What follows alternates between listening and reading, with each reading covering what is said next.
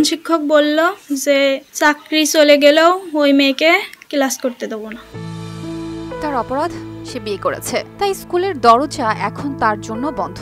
এই তো প্রতিদিনের মতো স্কুল ইউনিফর্ম পরে, কাঁধে বইয়ের ব্যাগ আর চোখে পুলিশ অফিসার হওয়ার স্বপ্ন নিয়ে বাড়ি থেকে বেরিয়েছিল রিনা। ক্লাসরুমে ফিরবে, আবার বইয়ে ডুবে যাবে, কিন্তু সেই স্বপ্নে সোজা ফুল স্টপ টেনে দিল আর কেউ নয়, যিনি স্বপ্ন গড়ার কারিগর, সেই স্কুলের প্রধান শিক্ষক নিজেই। অনেকবার অনুরোধ করলে তাও স্যার মানলে না, বলছে বিবাহিত মেয়েদের ক্লাস করতে দেবে না। তারপর বান্ধবীদের সাথে ক্লাসরুমে গেলাম, গিয়ে স্যার নাম ডাকছে। স্যার নাম ডাকার পর স্যার আমাকে বললাম বেরিয়ে যেতে, বেরোনি এখনো। ঝিনাইদহের মহেশপুর উপজেলার চাপাতলা গ্রামের মেয়ে রিনা আক্তার মনিরা ছোটবেলা থেকেই পড়াশোনায় বেশ ভালো। 10ম শ্রেণীতে পড়তো স্বরূপপুর কুসুমপুর মাধ্যমিক বিদ্যালয়। কিন্তু 3 বছর আগে বাবাকে হারানোর পর সংসারে অভাব বাড়ে, সমাজের চোখ রাঙানি আসে, আর সেই চাপে মাত্র কিশোর বয়সেই 3 মাস আগে বিয়ে হয় মনিরার। আপনার এসির গ্যাসের সমাধান হলো SGS ও CNS সার্টিফাইড ফোরন রেফ্রিজারেন্ট গ্যাস, যার বিশুদ্ধতা 99.98%। ফোরন, শান্তি যেখানে, নিঃশ্বাসে।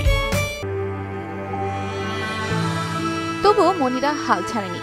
20 জুলাই মাকে সঙ্গে নিয়ে আবার স্কুলে ফিরেছিল সে। বুক ভরা আশা, যদিও বিয়ে হয়ে গেছে, পড়া বন্ধ করতে চায় না, কিন্তু স্কুলে পা রেখেই তাকে দাঁড়াতে হয় অপমান আর হতাশার দেয়ালে। অভিযোগ, প্রধান শিক্ষক সোজা বলে দেন এই স্কুলে বিবাহিত মেয়েদের পড়ার অনুমতি নেই। হাজবেন্ড মারা যাওয়ার পর আমার সংসার এলোমেলো হয়ে যায়। তারপর আমার রিনা আক্তার মনিরা আমি বিয়ে দিয়ে দিই, মেয়ে আমার কাছেই থাকে। কিন্তু মেয়ের বিয়ে হয়ে যাওয়ার পর কিছুদিন অ্যাবসেন্ট থাকার পর গত 20 জুলাই আমি স্কুলে নিয়ে যাওয়ার পর প্রধান শিক্ষকের সাথে কথা হয়। প্রধান শিক্ষক বললেন মেয়ে বিয়ে হয়ে গিয়েছে, মেয়ের ক্লাস করতে আমি দেব না। শিক্ষা মন্ত্রণালয়ের কোথাও এমন নিয়ম নেই, কিন্তু প্রধান শিক্ষক নাকি নিজেরাই বানিয়ে ফেলেছেন আভ্যন্তরীণ আইন। যে সকল মেয়েদের চলে যাবে অথবা যারা বিবাহিত হয়ে যাবে তাদেরকে আমরা ক্লাস করতে দেব না, এটা হচ্ছে আমাদের অভ্যন্তরীণ একটা সিদ্ধান্ত ছিল।